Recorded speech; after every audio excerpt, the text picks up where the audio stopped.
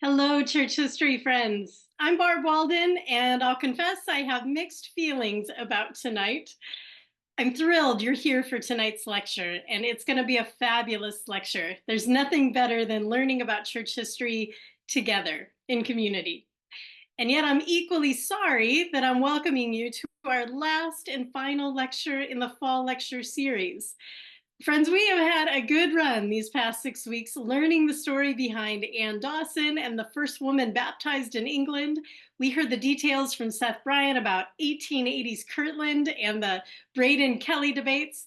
There was Locke's great lecture on Community of Christ's challenging journey with church history. And of course, there was Stacey Cram's great story last week called Onward to Zion. Tonight's lecture with Michael Wright will continue our learning streak with a look at our October tour and the fascinating connection Community of Christ has with the historic saints. So even though there's a little sadness in the air with this being our last lecture of the series, I am so very grateful you are all spending the next hour with us. I have a couple of announcements to begin the night before I hand things over to our excellent presenter. Friends, if you missed any of the past 4 lectures during our fall lecture series, you can find video recordings available on our YouTube channel and on our website. In fact, there are recordings of all of our online lectures going back to when we began in 2020. All of that's available on our website. And looking ahead, our next online gathering will be in the new year when we welcome Cheryl Bruno and John Dinger to talk about their new biography on William Marks. As you can see here, the biography is called Come Hither to Zion, William Marks and the Concept of Gathering. The book is available at Greg Coford Books, and Wendy will drop a link in the chat for anyone looking for some good old holiday reading. The authors will gather with us online on Thursdays, February 13th and the 27th. And in addition to marking your calendars for our winter book series, we hope you will also include on your calendar a weekend in Kirtland on April 12th through the 13th. I hope you'll join me that weekend in Kirtland as we will gather with some of Community of Christ's great storytellers, people like Locke and Kristen Mackay, Seth Bryant, John Charles Duffy, all to share church history through engaging class sessions. We'll have walking tours of the historic neighborhood and the Kirtland Mills Burying Ground, and plenty of time for fellowship. This is a joint event between the Community of Christ and the Community of Christ Historic Sites Foundation. And the weekend will draw to a close with a Palm Sunday service in the lower court of the Kirtland Temple, where Prophet President-elect Stacey Cram will share the morning message. Now, registration information for this special weekend in Kirtland will be released soon. But in the meantime, mark your calendars for April 12th through the 13th with an enjoyable weekend of church history in Ohio. As this historic year of change and transition draws to an end, the Community of Christ Historic Sites Foundation recognizes the poignant history that was made in our own time and place. These changes have strengthened our resolve and commitment as Community of Christ storytellers and preservationists. So as we look to the new year, we hope you will join us as we double down on church history, as we double down on increasing our efforts towards sharing church heritage and establishing new programs that highlight the lessons that are embedded in the past. So with less than 25 days remaining in the year, our board of directors is extending a second matching gift opportunity. From now until the end of the year, our board will match the next $16,000 in donations given to the Historic Sites Foundation. So we invite you to please join us in the challenge of raising $25,000 in 25 days. There are 3 easy ways to give that you see here to help out in the challenge. Friends, none of these online programs would be possible, and the Historic Sites Foundation would not be able to exist without your remarkable generosity. So thank you so much for generously supporting the Community of Christ Historic Sites Foundation, not only now, but over the years, how generous you all have been. And speaking of great programs and great people, joining me tonight are my co-hosts Peter Smith and Wendy Eaton. Peter serves as a board member for the Historic Sites Foundation, and Wendy as the administrative assistant for the foundation. She also serves as the assistant archivist for Community of Christ. So, welcome, friends. After sharing 2 glorious weeks on the road with him and learning the history behind Community of Christ in Italy, I could not be more excited to introduce our guest speaker tonight, our guest storyteller.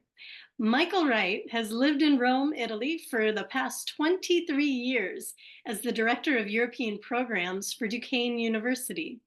Michael has restoration roots that began as early as the Kirtland era of the church with relatives such as the Kirtland Temple architect Truman Angel and Brigham Young.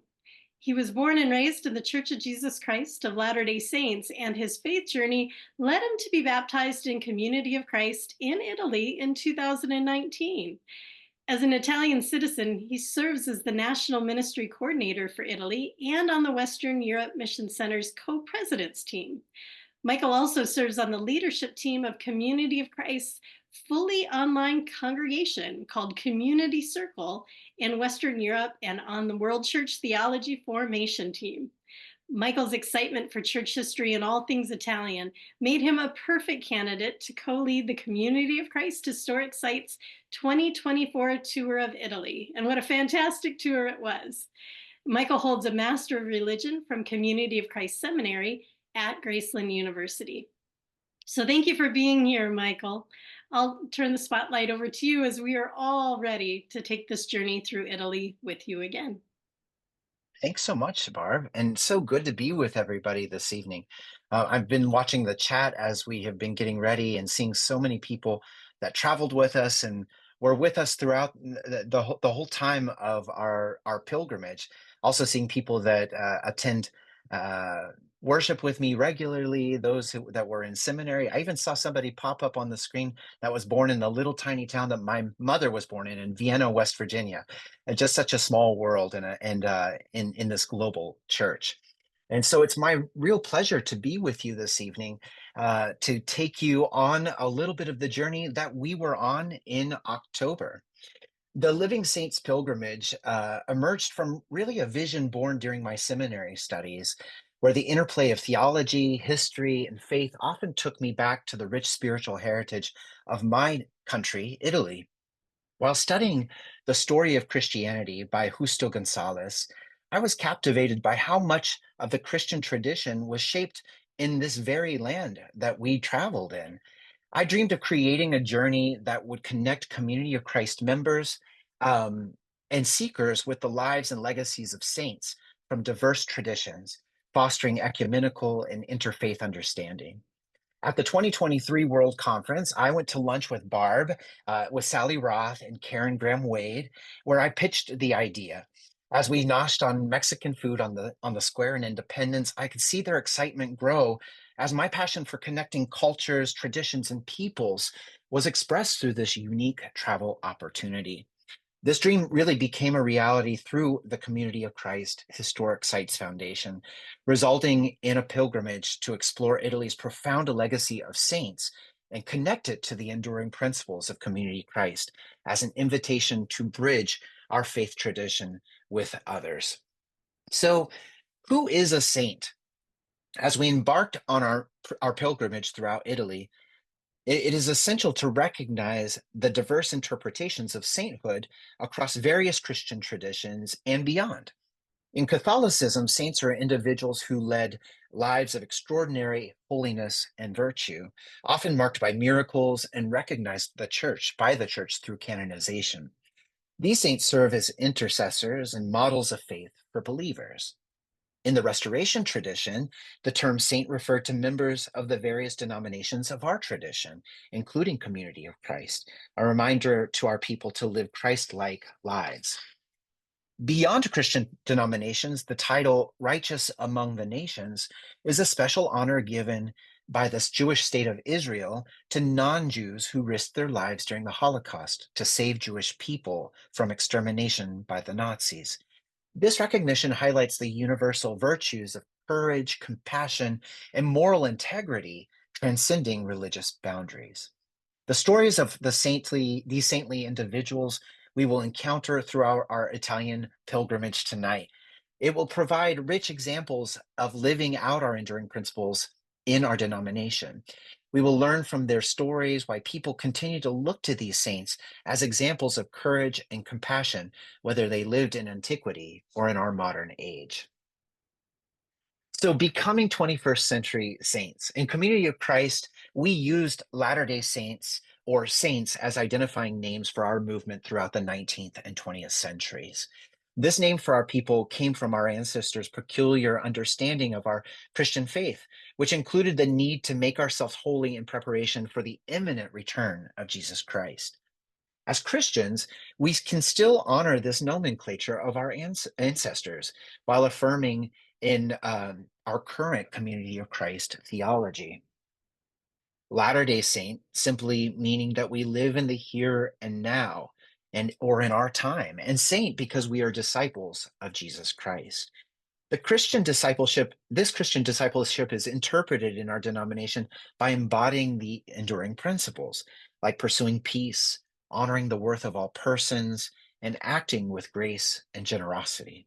It's about living a life that reflects Christ's mission in our modern age. Christ's mission, our mission.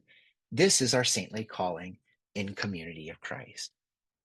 Learning about these interpretations of sainthood during our Italian pilgrimage will help us see and understand the diverse ways people have answered God's call across time, geography, and cultures, whether through heroic acts of faith, daily devotion, or extraordinary bravery.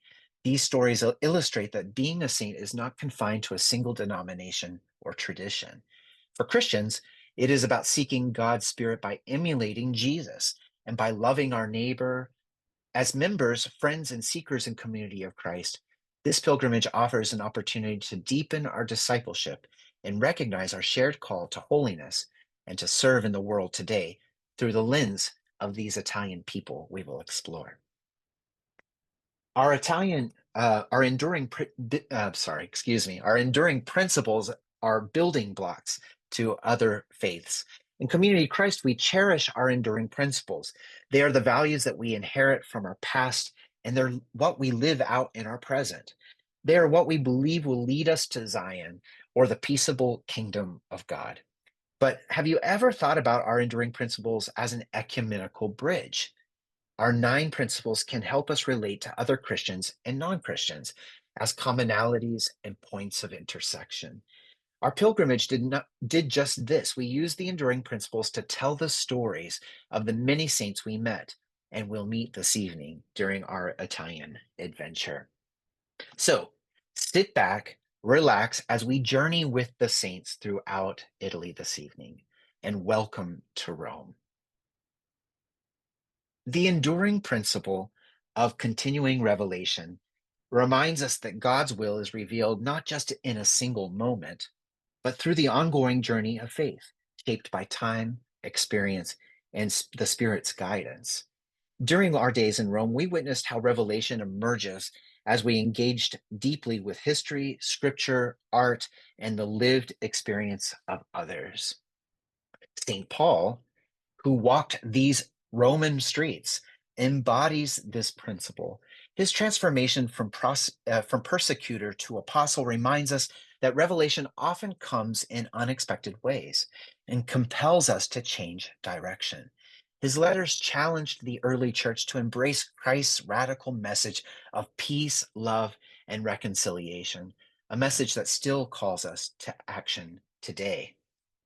And St. Peter, too, left his mark on this eternal city. According to legend, he was crucified upside down near the site of the obelisk you see on the screen that is now in St. Peter's Square. His death, a violent act intended to silence his testimony, became a powerful symbol of faith and perseverance. Standing in the very place where he is said to he is said to have given his life, our group sang now in this moment, lifting our voices together in solidarity and hope. This act of worship reminded us that even in spaces marked by violence, God's Spirit calls us to create sacred moments of unity and peace. We write the story, and life is its goal. God's love assures us through the unknown. God's love sustains us, we're not alone. This is our story, this is our song, praising our Savior all the day long. This is our story, this is our song, praising our Savior all the day long. Oh my God!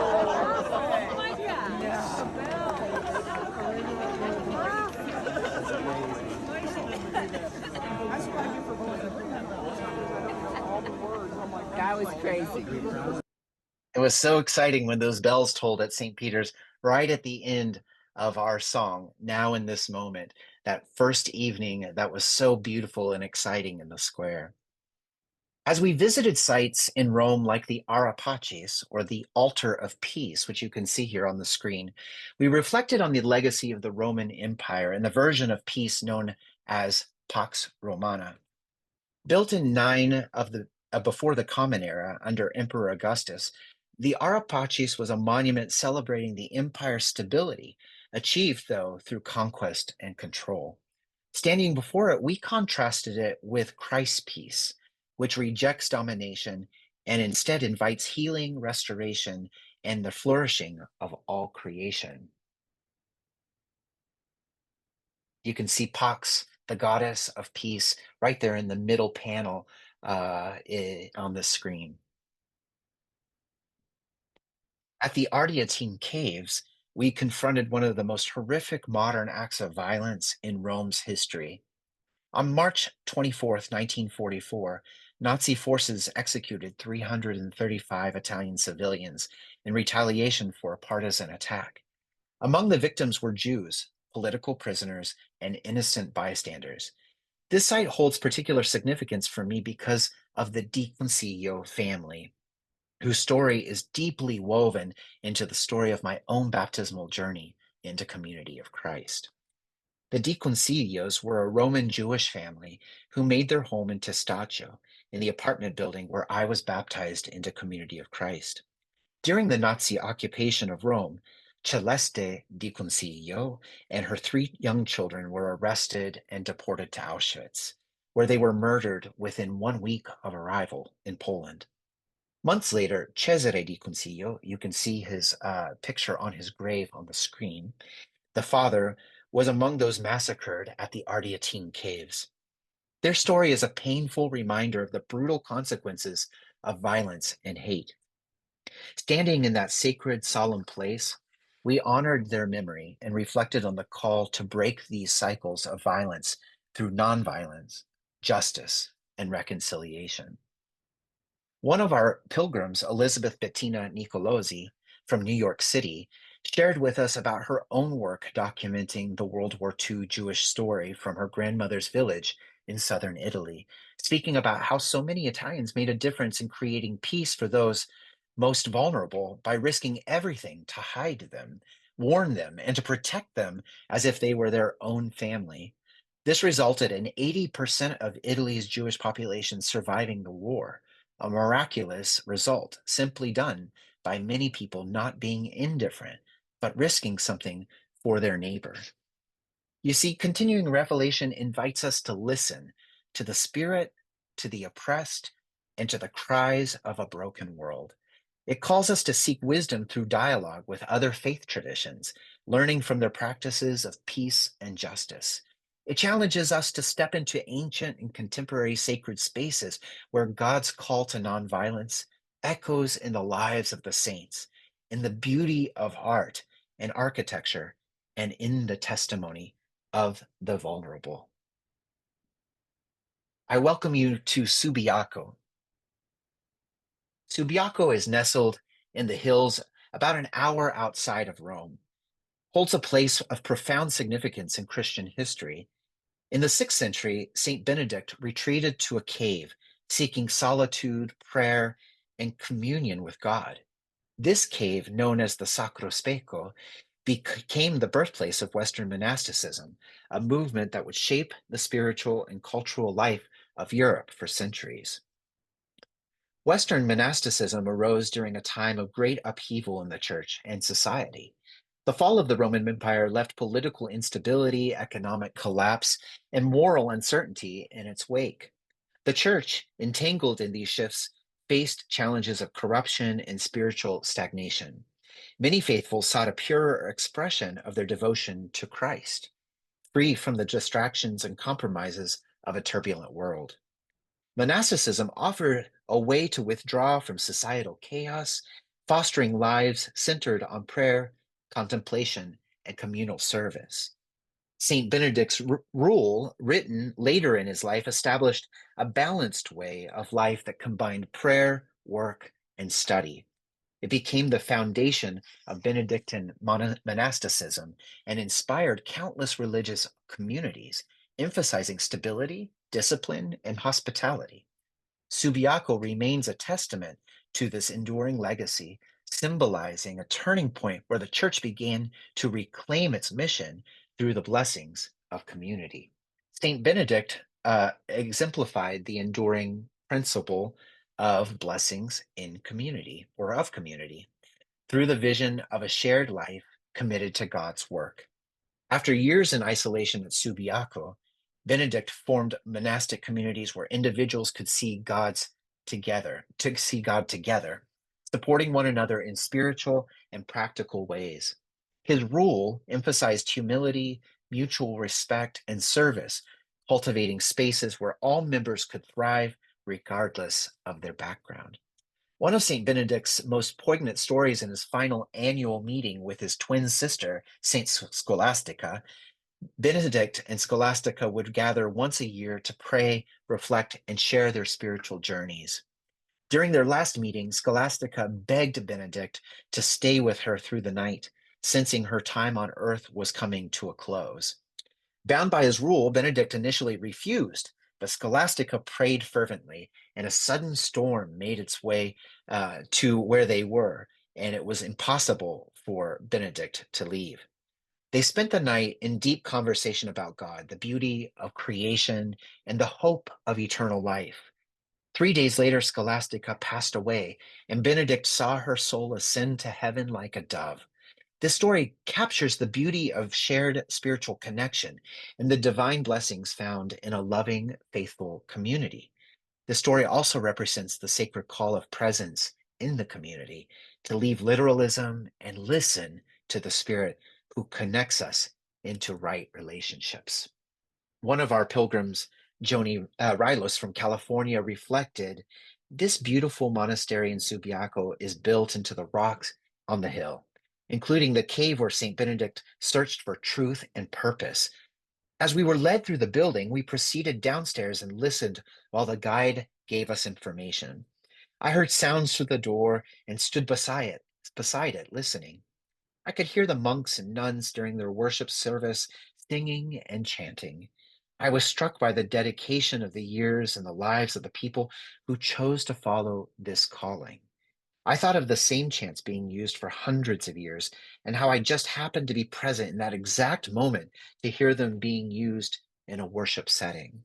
I often wonder why I was so blessed to be at that place in that moment, to hear and feel the presence and the power of those who devote their lives to prayer and meditation will live in my heart for the rest of my life. I was standing on holy ground." Speaking of blessings in community, this is led by Peter Smith in our group after a spiritual practice singing for you. We are one in the Spirit, just outside of the monastery. We are one in the Spirit, we are one in the Lord. We are one in the Spirit, we are one in the Lord. And we pray that all unity may one day be restored, and will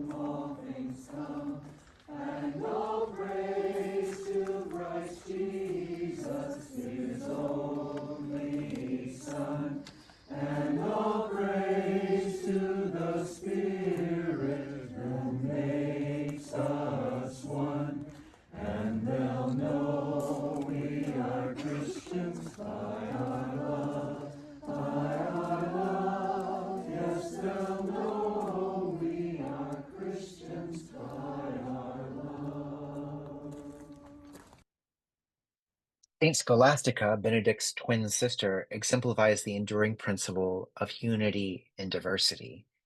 Her communities welcomed women of varied backgrounds, offering them a space to seek God and to grow together. Despite her different focus and role from her brother, she shared a deep spiritual bond with Benedict, demonstrating how diversity in perspectives and gifts enriches unity. Scholastica's inclusive vision fostered communities where prayer, mutual respect, and shared purpose created a vibrant tapestry of faith. As Gregory the Great said about St. Scholastica, she was a woman who could do more because she loved more. As we reflect on the lives of Benedict and Scholastica, we are reminded of the profound blessings of community and the power of unity in diversity. These principles are as vital today as they were in their time, calling us to build spaces and bridges where all are welcome, supported, and empowered to live out Christ's mission of love and reconciliation. It reminds us of Doctrine and Covenants 165:3. Oneness and equality in Christ do not mean uniformity. They mean unity in diversity and relating in Christ-like love to the circumstances of others as if they were one's own. They also mean full opportunity for people to experience human worth and related rights, including expressing God-given giftedness in the church and the society. So welcome to Assisi. Assisi is nestled in the rolling hills of Umbria. It's often called the land of saints, home to figures whose lives continue to inspire discipleship and devotion. Besides this, in Community of Christ, we can surely understand and connect to Assisi as it was once considered the New Jerusalem and today is called the City of Peace. During our time in Assisi, we explored the lives of three saints whose legacies resonate with Community of Christ's enduring principles.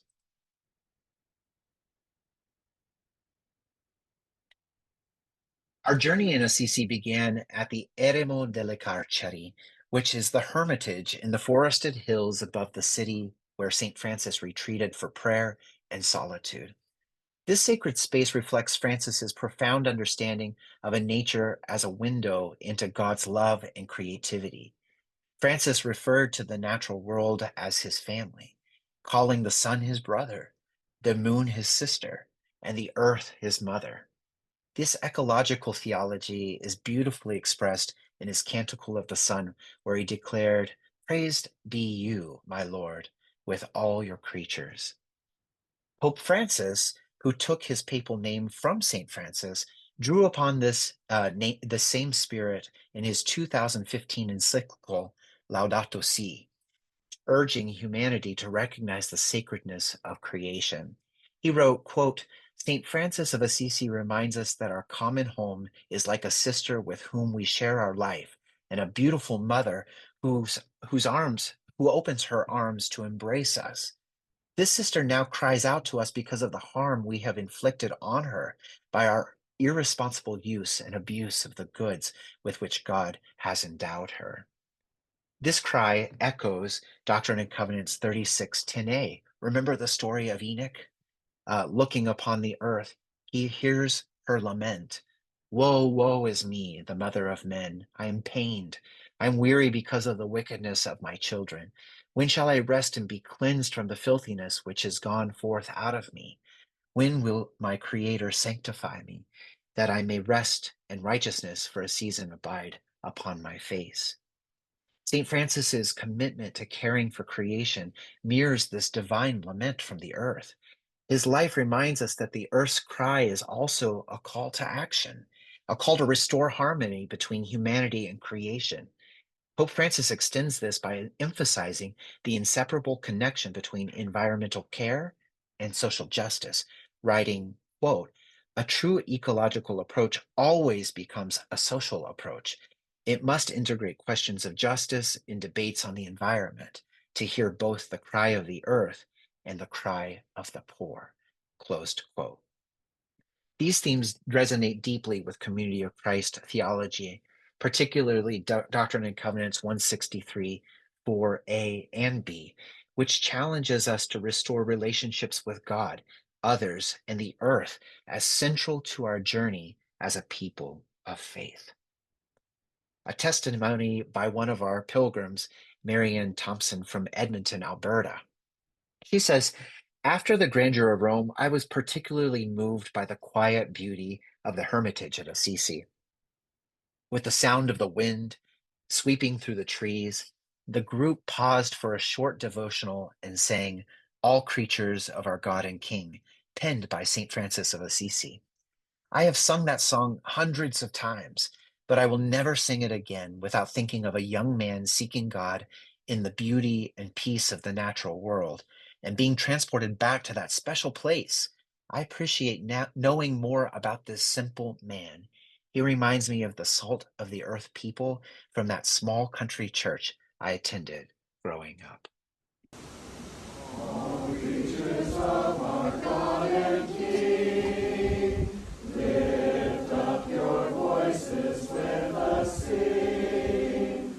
Alleluia, alleluia, thou burning sun with golden beam, thou silver moon with softer gleam. Oh, praise thee, oh, praise thee. Alleluia, alleluia, alleluia.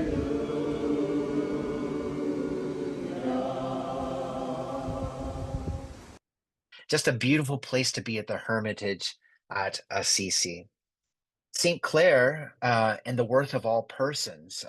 St. Clare, inspired by Francis' example, defied societal norms to embrace a life of humility, simplicity, and service.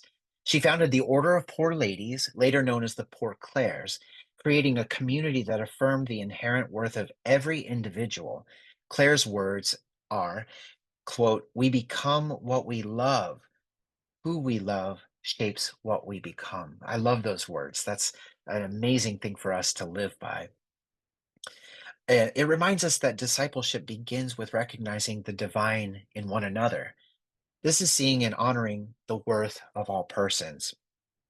Once, Claire, while gravely ill, now I remind you, Claire lived in the Middle Ages, which means that there were no antibiotics. So anytime you're ill in the Middle Ages, it means that you're on death's doorstep, right? But she got out of bed to care for a sick sister, saying, quote, "We must serve the sick with love and compassion, for in serving them, we serve Christ," closed quote. All people, regardless of their health or social status, were worthy of love and care from Claire. For Claire, this profound sense of empathy and compassion for the suffering mirrored Christ's ministry. Several travelers reflected how they knew so little about Claire before this trip, but after hearing her story and visiting the places in Assisi connected to her, they felt a new kinship with this female saint. Said simply by one of our pilgrims, Sally Roth from Wichita, Kansas, quote, "My new favorite Catholic saint is Saint Clare. Thanks for introducing me to her," close quote. You can see everybody here in front of the Pax or Peace out in the lawn right in front of the Basilica of St. Peter's or of Francis of Assisi with Assisi in the background.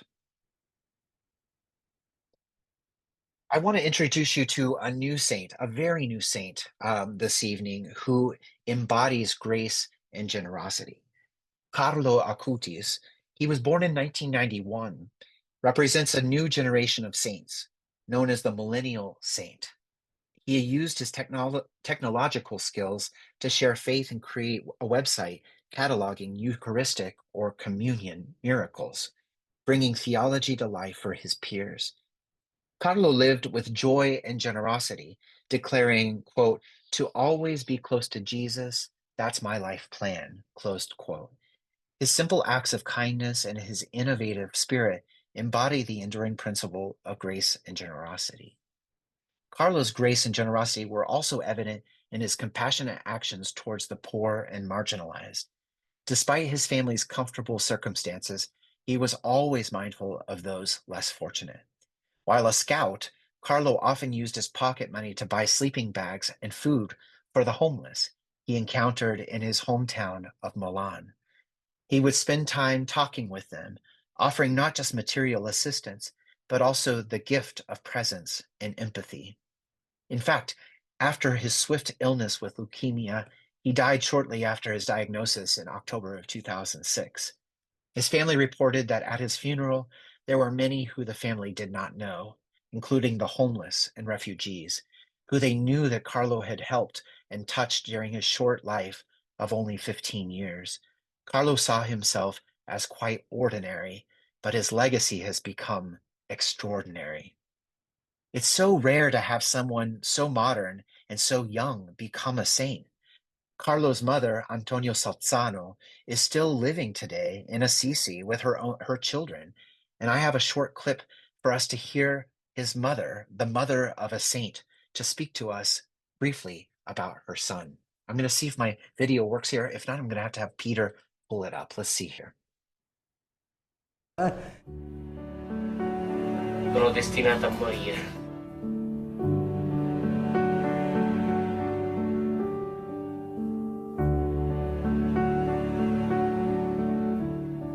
Assistendo appunto alla morte di mio figlio, ho proprio pensato dentro di me: questo è un santo, perché mai un lamento, mai sempre col sorriso, sempre, ecco, quando un medico gli chiede se soffre, lui risponde: c'è gente che soffre più di me. Certamente ci ricorderemo sempre di come lui ha affrontato la morte. San Francesco chiamava la morte sorella morte, no? E Carlo veramente ha vissuto la morte come l'incontro con l'amato, il passaggio necessario per incontrare l'amato. I'm very touched by Carlo. Carlo will be officially canonized in the Catholic Church in April of 2025.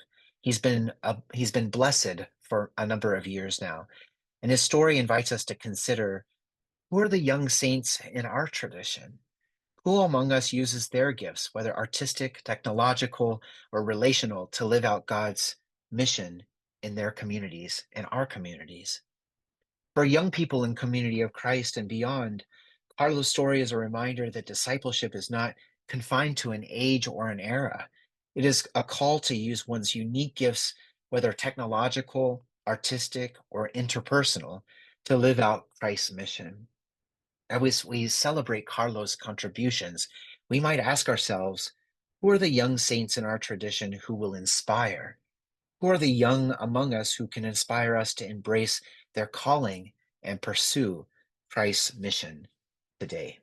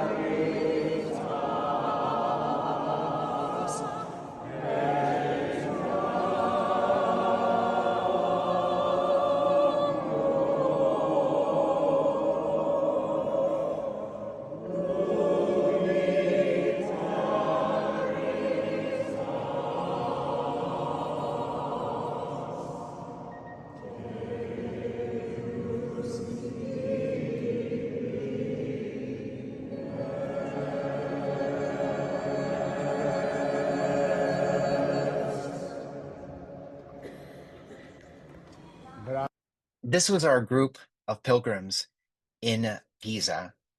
They received special permission to sing in the baptistry that you can see here on the side of the screen, a building dedicated to St. John the Baptist and built in the 12th century.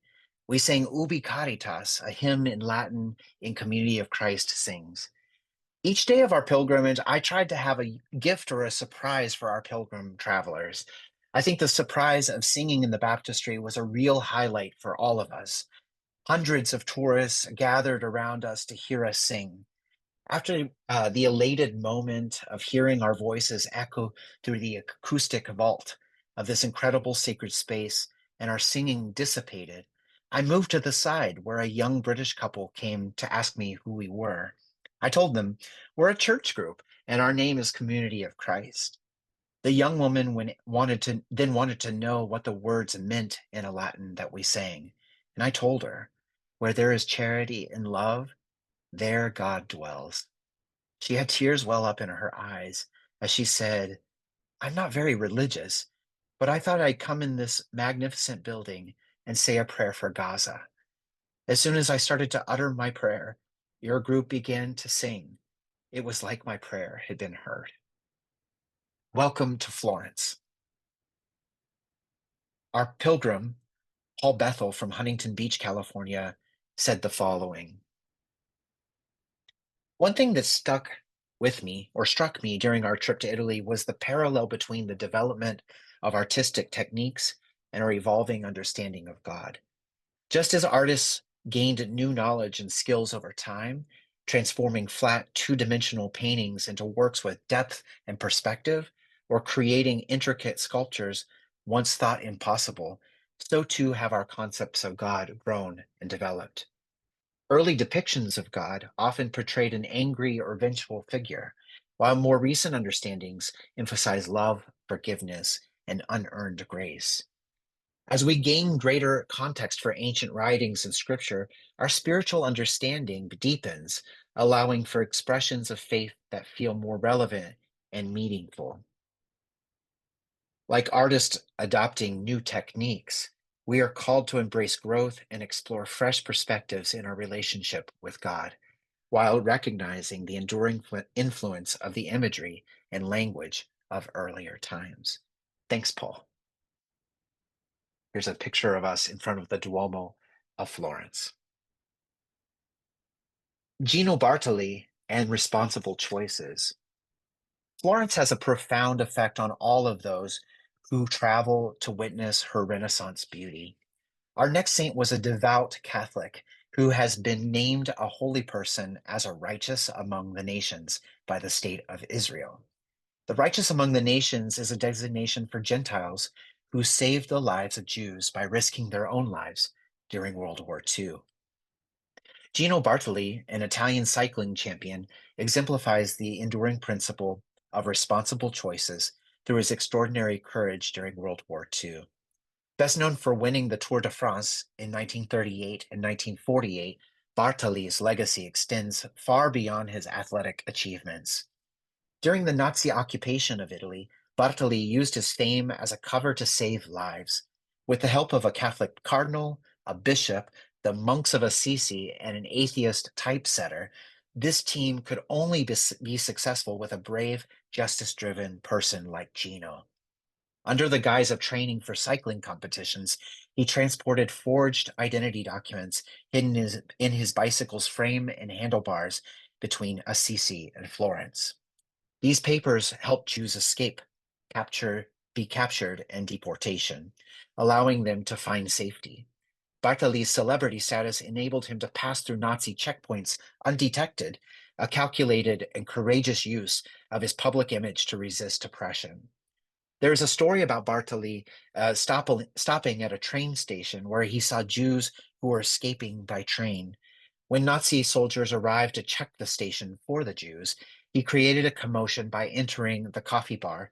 He was so famous that people started to follow him to ask him for his autograph, including the Nazi soldiers, allowing the Jews to board safely and escape. Bartoli's actions were not limited to clandestine missions. He also hid his Jewish friend Giacomo Goldberg and his family in his home, risking his life for their safety. Bartoli who was described as a Catholic and being a pious and opinionated at the same time, decided to make a choice, risk his own life for the sake of his neighbor. His humility was evident in his famous words, quote, "Good is something you do, not something you talk about. Some medals are pinned to your soul, not your jacket."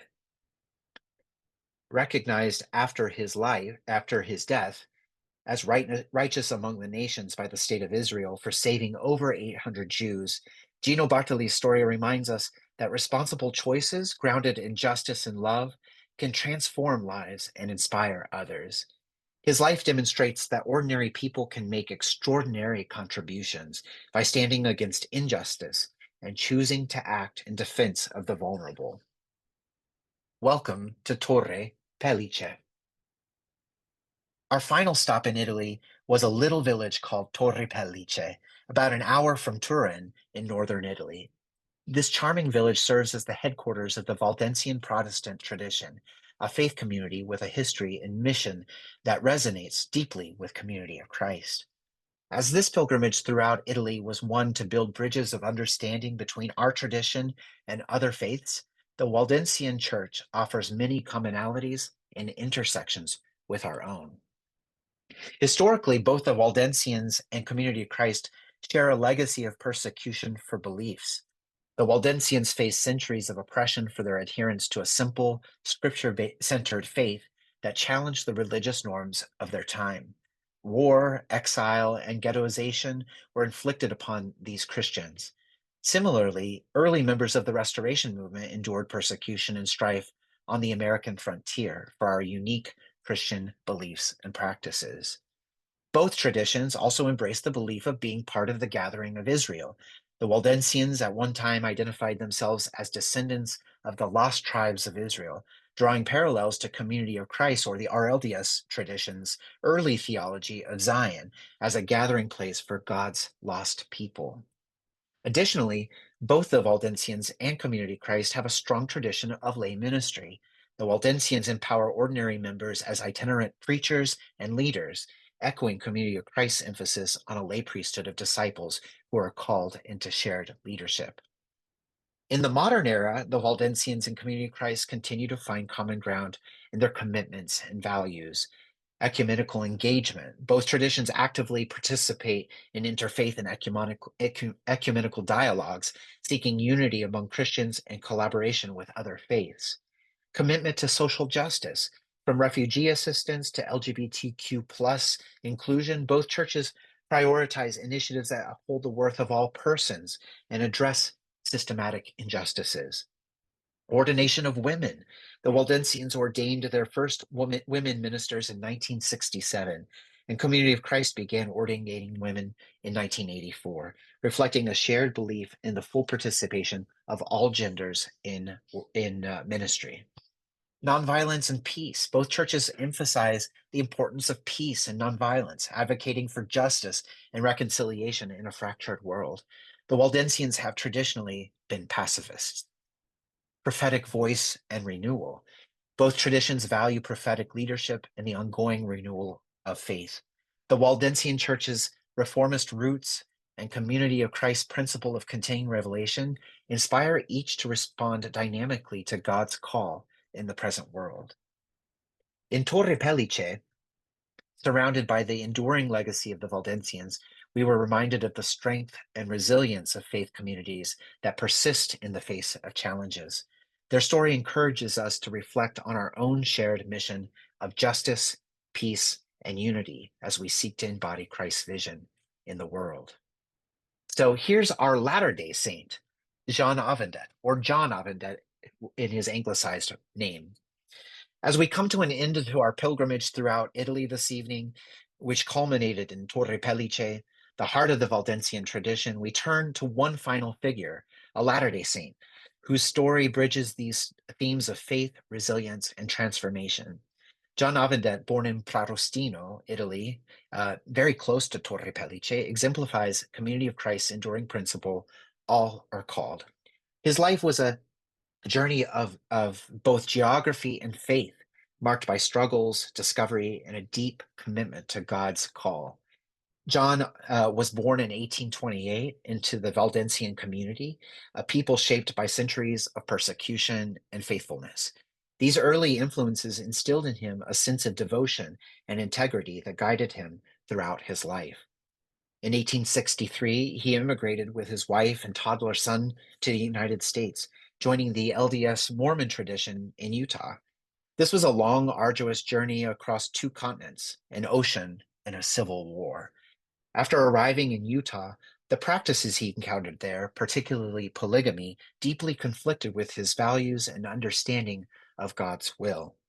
Disillusioned, Avendet sought a new spiritual home, eventually finding the RLDS Church in 1968 in Omaha, Nebraska, just 2 years after he had moved there. It was here that he embraced a renewed sense of purpose, becoming part of a tradition that affirmed the worth of all persons, the pursuit of peace, and the blessings of community. His faith journey came full circle when in 1872 he was called by Prophet President Joseph Smith III to serve as a missionary in Italy and Switzerland, reconnecting him with his homeland and sharing the gospel with others. Yes, that means that he did that trek all the way back across the ocean again. Avendet's story is not merely one of personal faith, it is also a testament to the dynamic nature of discipleship. Like the Waldensians, he endured displacement and spiritual struggle, yet his commitment to following God's call never wavered. His life reminds us that being called is not a static event, but an ongoing process of listening, acting, and transforming. John Alvendet invites us to see ourselves as part of this ongoing journey, called to share our gifts, confront challenges, and work together in building communities of faith, justice, and reconciliation. His story bridges the past and the present, illustrating that all are indeed called, not just to believe, but to act in ways that reflect God's vision for a peaceable kingdom. You can see Charles Fry's testimony of John Avendet on the screen about being a powerful witness, especially in his giving of administrations to others. The worship service in Torre Pellice. On the last Sunday of our pilgrimage, we had a joint worship service with the Waldensians in the main temple at Torre Pellice. Yes, they too are a people of the temple. However, the Waldensian differentiation between church and temple is that the body of Christ is the church, or the people, while the walls within which worshippers worship is called the temple. This distinction, so integral to their faith, resonates deeply with us as we reflect on the beauty and shared mission of our traditions. The experience of worshiping in this historic sacred space was powerful and significant for our pilgrims. It was a moment of deep connection and understanding as we heard testimonies and reflections that bridged our faiths. We listened to stories that highlighted the strength, resilience, and hope of the Waldensian community, a faith tradition that had endured centuries of persecution and maintained a commitment to social justice, peace, and the worth of all people. The Waldensians' prophetic voice seeking to bring healing and renewal is a voice that echoes within our own call to build communities of joy, hope, love, and peace. Our pilgrims sang Ubi Caritas in this space during the worship, invited by that community, a hymn of unity and love. For nearly 200 attendees gathered in the shadow of the mountains that once served as an alpine ghetto for the Waldensians.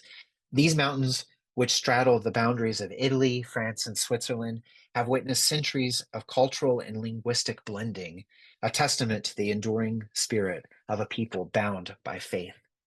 Singing together with the Waldensian community, we celebrated the shared values of faith, love, and mutual care that unite us despite our different traditions and histories. Music became the international language of understanding as our community spoke English and theirs Italian.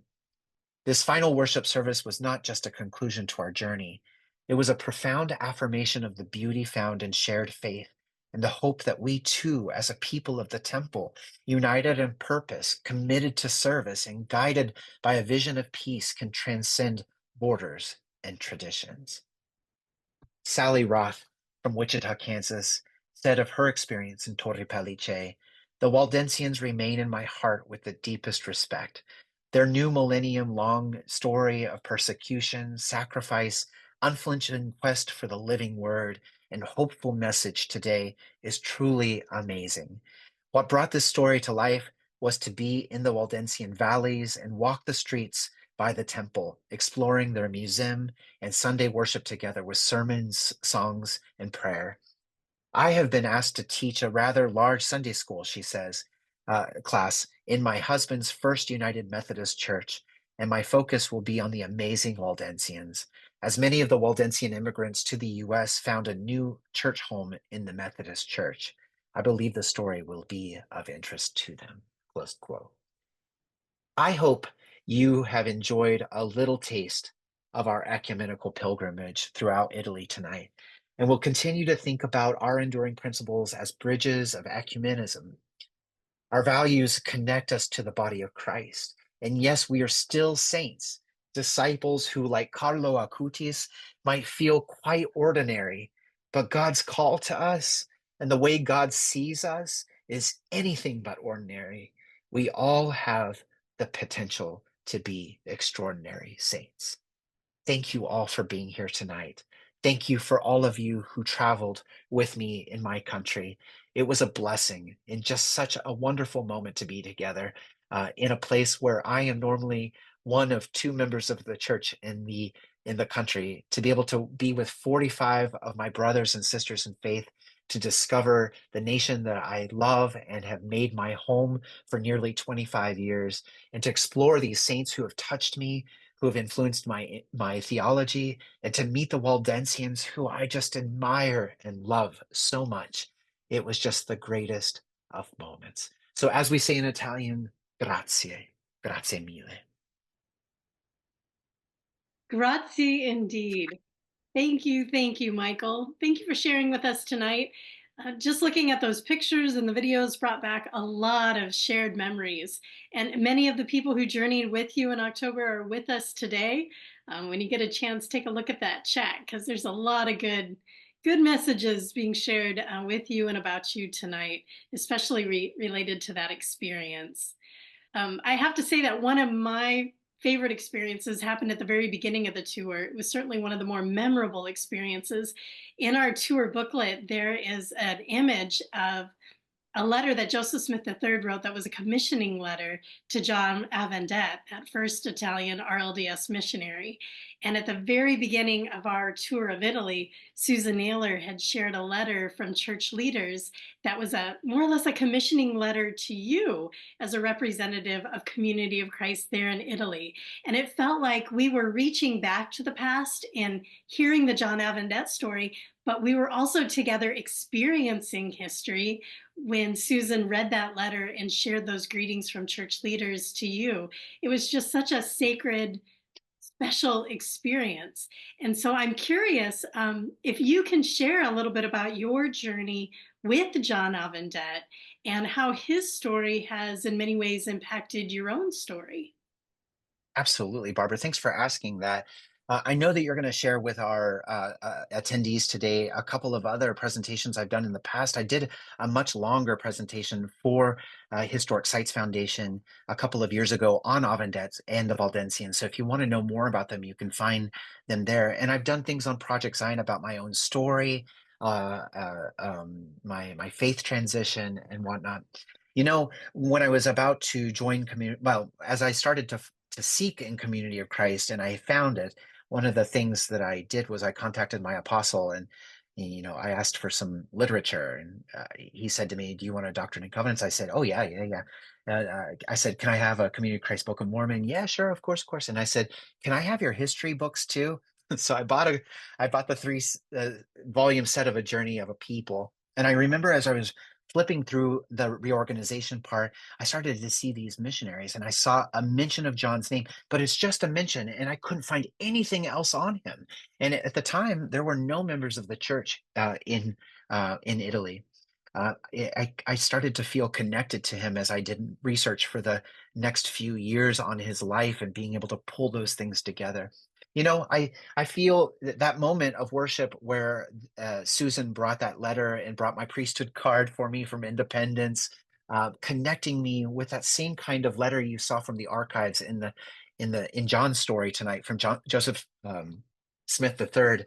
I kept thinking about our stories together, about the immigrant experience and how he left his country to find a better place for himself, and I left my country to create a new world for myself and made a new home, learning new languages. He had to learn to speak English, even though he was a French and Italian speaker, and I learned to speak his language when I came to his nation. We both at times were Utah LDS tradition. We both served missions. I served a mission for the LDS Church in Barcelona for 2 years, and he served for 2 years for the RLDS tradition in Italy. We both had disillusionment with our faith journeys, which took us to new places. We were both seeking. We had first vision kinds of moments that were sacred to both of us. I went to high school in Nebraska, and he was in Omaha, so we have that in common. We both joined Community of Christ. We were both elders. There's just so many things where we intersect, even though there's 150 or 200 years between our lives. And I think that's one of the special things about what you're doing, Barb, and what historic sites are doing, is that we can really connect with our ancestors in our faith and our ancestors of DNA too, about how our lives are parallel and they intersect in so many places in space and time. During the tour, we had the opportunity to meet so many of your friends who were highly educated and knowledgeable, whether it came to Vatican history and the history of the Catholic Church or Jewish history in Italy. I mean, it was just amazing how many knowledgeable friends you had or have and continue to have. But you were also making new friends on the journey as well. And I was hoping you could talk a little bit about how we were able to worship with the Waldensian community in Torre Pellice and your relationship with the Waldensian priest. Yeah. Well, it was just a reaching out and finding out if it would be possible, introducing ourselves as Community of Christ to them, and kind of letting them know who I was and what I was doing and what we were doing as well. um, the pastor of the Valdensians in Torre Pellice at the main temple. This is like if the person was pastor at Stone Church, or if there were people that were in charge at our temple. This is the headquarters. He has been a pastor for many years in many places. Michel Charbonnier is his name, and he was so welcoming to us. In fact, Barb, he had you give testimony during the service. He allowed me to introduce who Community Christ was, and I gave some points of commonality while we were there and asked us to sing as well. It just proves that if we're courageous in telling people who we are and inviting people and asking if we can be together in ecumenical ways, there are other people who are looking also for this great secret of who Community of Christ is. For so long, I think we thought that we kind of had we had the enduring principles were ours, or these kinds of things. But as we look around, we see people are living these same types of values in other faiths and other communities. Yes, they're ours. They are our enduring principles, and they are our special call to who we are.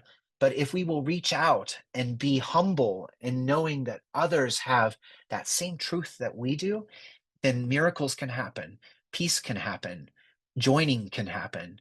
I still think that it was the most powerful experience we had out of the eternal city of Rome, with 4 million people, with thousands of churches, with thousands of years of history. We still showed up in this little tiny village in the mountains of northern Italy, where we were welcomed with open arms, with curiosity, and where one person said to me, I truly worshiped. I remember that quote. It's so simple. I truly worshiped in that space. So I was so happy to be able to make that connection.